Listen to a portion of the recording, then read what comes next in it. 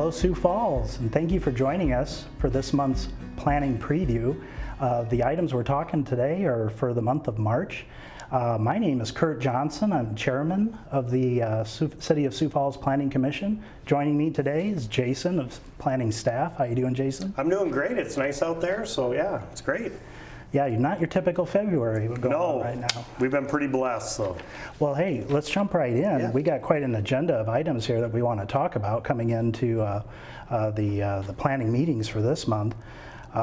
Looks like we're going to start out with one on the east side, a twin home project. Yeah, so this is kind of up in the Norton area. This is Affordable Housing Solutions. You know, they kind of look for some of these maybe lots that have some rundown houses on them, or maybe some parcels that people are ready to sell because they're moving out or whatever the case is. And so they're looking to take this lot. There's a small house on it, and really actually do a duplex on this lot. So get us some more units on some of these larger lots up in these existing core neighborhoods. So. Oh, very good. Mm-hmm. In addition to that, it looks like on the north side of town, there's another twin home project as well. Why don't you tell us something about that one? Yeah, this is same affordable housing solution. So this is actually just northwest of the one we just talked about. And another perfect example, there's, I believe, one rundown house that they purchased, and they're gonna construct a twin home on the north side of this lot, and then a single family house on the south side. So really getting 3 units for the price of 1, essentially. So, you know, starting to make hopefully a dent in our housing crisis that we have here in Sioux Falls. You know, it doesn't sound like a lot, but every little bit helps. So. Well, absolutely. The residential housing, you just cannot seem to make enough of that right now, and this is a good way to get that going. Yeah, when we talked about that last month, we did more units last year than we've ever done by about 600 or 700, and we're still way behind. So. Oh, very good. Change gears here a little bit. Looks like there's some commercial updates going on the southeast side of town here. Yep, exactly right. This is kind of an area that's going to kind of back up to Veterans Parkway, south of 57th Street. If you haven't been out there, they're constructing a lot of residential. As we know, once you get a lot of rooftops, that's when you're going to start getting the commercial. We did have one in the same area last month. They're just kind of coming back, same development plan. There was just a little sliver that they needed to make a minor boundary adjustment, and then they're going to be moving full steam ahead to get some more retail and service type uses out there in the southeast part of town for those property owners. So. No, very, very nice. Yep. It looks like when you talk about density of residential, it looks like we have an apartment complex here on the west side now. Yep, so this is kind of up there by 12th and Interstate 29, kind of back down in there by Ebenezer. And really just the ability to do a twin home on another large lot up in that area. This area is kind of a little bit of mix. It's a little cul-de-sac type area with a mix of twin homes and single family. So just get another twin home up there, get some more units. So. Oh, very good.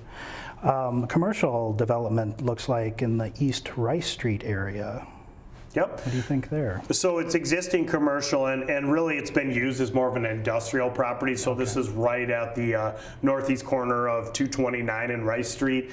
A new owner's coming in there and is going to purchase the property and do kind of semi-truck sales on that. And so that's an industrial use. If you've been up east of 229 on Rice Street, pretty much everything that fronts is industrial. So kind of fits in with what's all existing out in that area. So. Yeah, nice complement to the area already, and good access to 229 for that purpose. That's excellent. Additional commercial, it looks like 6 Mile Road area.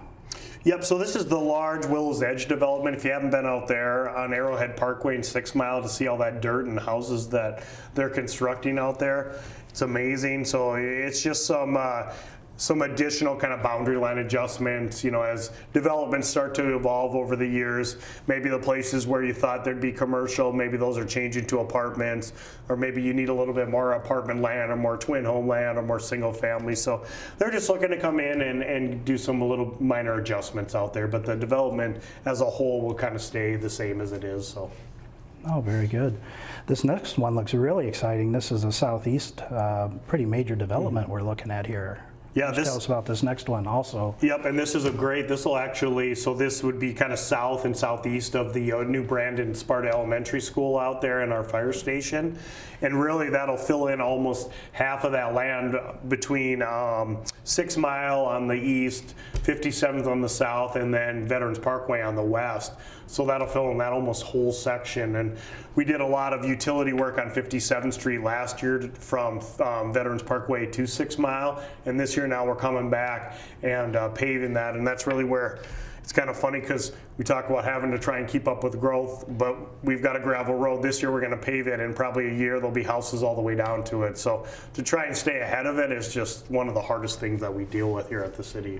Well, absolutely. I mean, there's always a little bit of a lag time, if you will, but I think doing a great job really trying to keep these projects with good momentum going forward. Yeah, we're trying to, and it's just good that we're getting kind of these locations are going in all parts of the city, and some of the things that you guys will be talking about after the break with Jeff. We'll talk about some of our rezonings and different things we did in 2021 and in part of the northwest part of town too. So it's just been a great year, 2021, and it continues to be that in 2022 to get development in not just one section of the city, but all of them. So. Absolutely. Thank you. Switching gears here a little bit for our next item, conditional use. Yeah, so this is kind of just a little existing building on Minnesota and like First Street. They're looking at taking one of the existing tenant spaces and doing kind of a tasting room in there. So just kind of a small little use there. Oh, very good. Yeah, nothing too controversial. We'll look forward to hearing more about that one. Well, it looks like our last one, Jason, we have a pretty good-sized sports development going on in the Sanford Sports Complex area.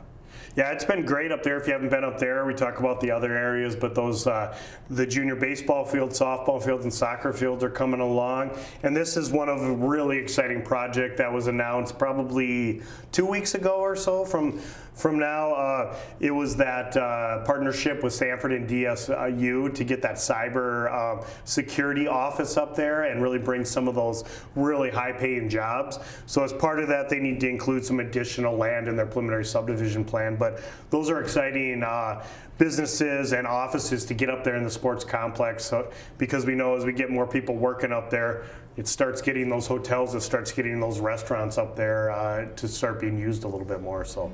Well, thank you, Jason, for all these updates. We're going to take a short break at this time, and when we come back, we're going to be talking about some planning statistics for all of 2021.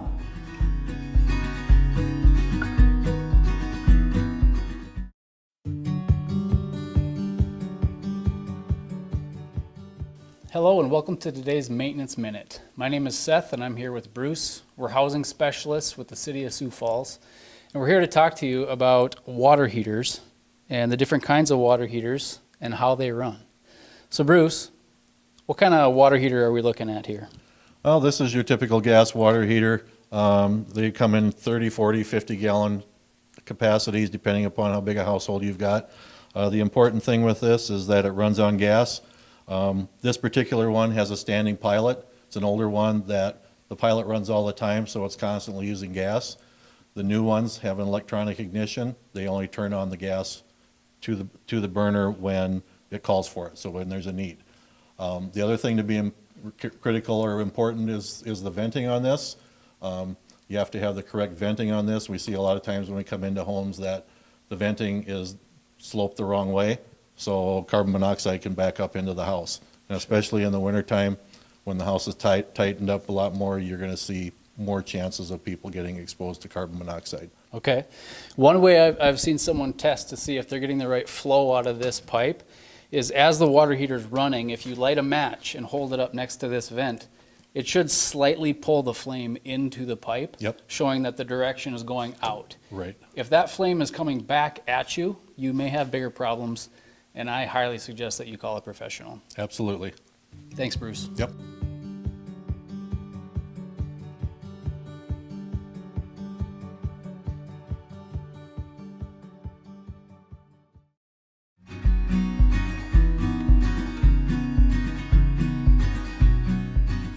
Hello, everyone, and welcome back from the break. I'm here now with Jeffrey Schmidt of the City of Sioux Falls Planning Department, and he's going to share with us some exciting statistics from 2021. Thanks, Kurt. Glad to be here. You know, it's always nice to kind of finish out the year and bring in some new numbers to kind of give you some feedback, especially all the planning commissioners and the citizens out there on, you know, how did last year compare to previous years? Exactly. Yeah. So the first one that we'll kind of get you started with is you do a lot of rezonings at Planning Commission. That's kind of the main primary thing that Planning Commission does. And last year in 2021, we had about 93 changings of zonings with Planning Commission, which was significantly up from previous years. Over the last 15 years, we've been averaging 60 of them. So last year was a big number for us, but that's been a trend that we've been seeing over time, that those numbers have really been coming up. The trend there for the citizens at home, and as well as what the planning commissioners are seeing, is because our conditional uses have significantly decreased. Sure, sure. And that was just a lot of function with the comprehensive plan, took care of a lot of those. Absolutely. You know, and that's what you want to see and you expect. So it's nice that when we have the numbers to see that correlate to it. You know, when we look at the conditional uses, in 2021 we only had 23 conditional uses this year. Previous year we had 25, and our average has been 44. So you can see it's really going down. With the conditional uses, with those 23, we only had about 10 that were typical, you know.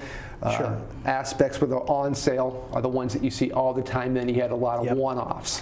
When we look at those change of zones, those rezonings, those 90 of them, there were residential zones. I was actually really surprised this year with how many residential rezonings that you guys had.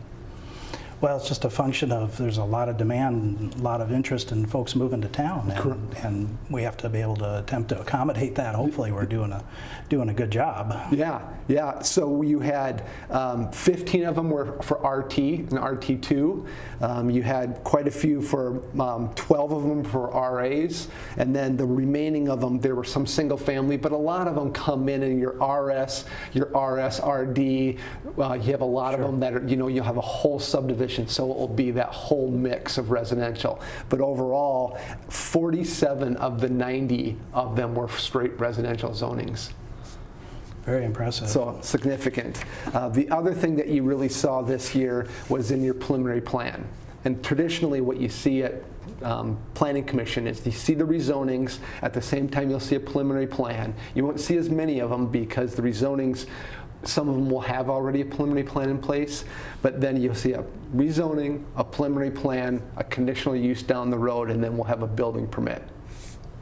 And last year we had 17 preliminary plans that came through Planning Commission that went on to City Council.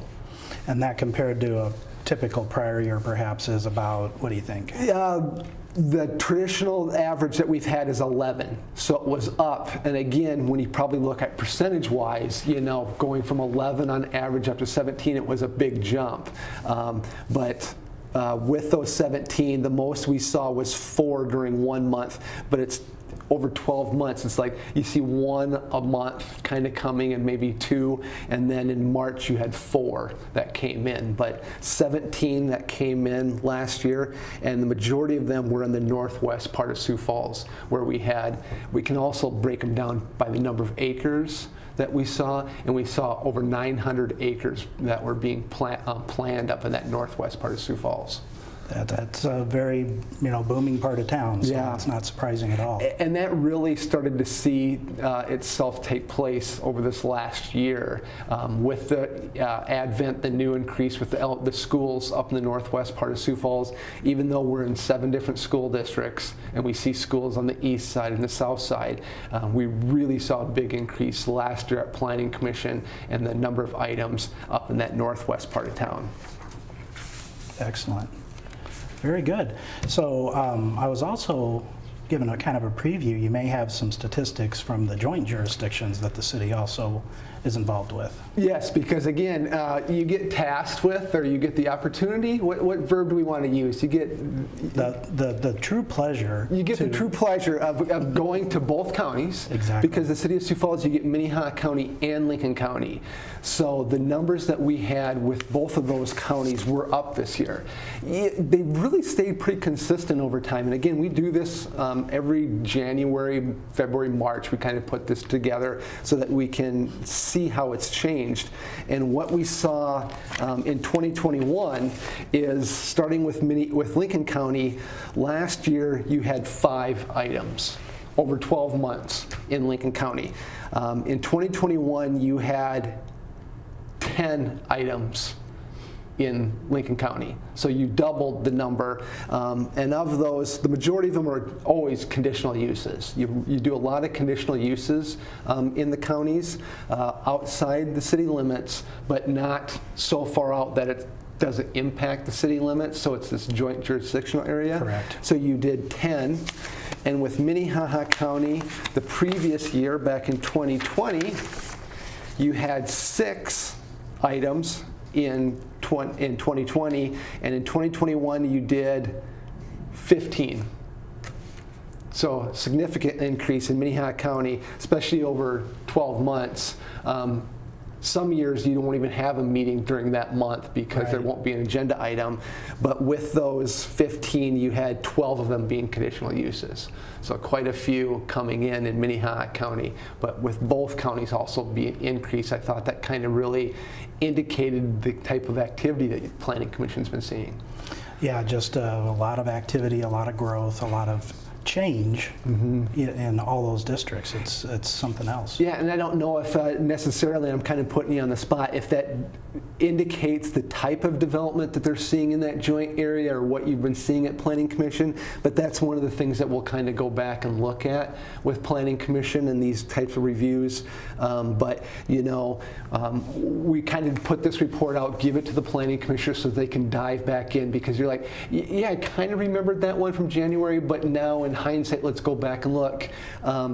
Were there a lot of, like we mentioned with rezonings? Oh yeah, we did expect a lot of residential, but in the joint area, what types of things did we see over and over again? And then staff can kind of respond to the inquiries of the planning commissioners. Exactly. Yeah, I think we had kind of a diverse lineup of different items. I won't go into, embarrass myself trying to recall all those off the top of my head, but that does strike me as accurate because it was a busy year. Yeah, it really was. Yep. And with those conditional uses, what we traditionally see out in the joint jurisdiction area is the large accessory buildings. And for the people at home, is we have a standard size that we like to see. It's bigger than the garages in city limits, but out in the joint area, they'll be able to come in and build a larger accessory building on their parcel, on their property, but we don't let them get so big that it overruns their property, because then it could become a commercial property and it still should be residential. So that's one of the things that you see frequently. And then again, just back in hindsight, as you alluded to right at the very beginning, when we updated the zoning ordinance back in 2014, we really said it should be about the zoning. We Planning Commission, planning staff said this should always be about the zoning, and if we let all of our stakeholders, all the citizens know that the zoning is really what's important, then things would kind of play out that way. And here we are 8 years later, you're seeing a lot of zoning items come through, very few conditional uses, because not only then for the property owners, once they get their land zoned, that means something, and it has a real property right to it, but then there's an expectation down the road that, well, it's already zoned, there shouldn't be money changes in the future. Exactly, and the comprehensive plan did an excellent job of just kind of forming up. Yeah. There was a lot of formality with the different rules, and so an RS single family zoning is very predictable and not as much variation with those conditional use potential add-ons and such. Correct. Like that. So Because before that, I mean, it was every month you were having all these changes, all these little conditions that came in, and the stakeholders didn't know, well, what were my conditions this time? The neighbors didn't know. Now we're like, it's zoned this way. This is the rights that you have, and even adjacent properties owners will know. Well, then this is what they can build there, and this is what they can't build there, and there should be some expectation. And that goes back to the original comprehensive plan we did and the zoning ordinance that was adopted by Planning Commission. So, yeah. Excellent, very nice. Yep. Thank you, Jeff, for joining me today to talk about these special items. And thank you, everyone at home, for joining us for this month's planning preview. The items we talked about today will be part of the agenda on Wednesday, March 2nd at 6 o'clock at Carnegie Town Hall. And in addition to these items is also an opportunity to provide input on non-agenda items. And we will look forward to seeing you all there. Thank you.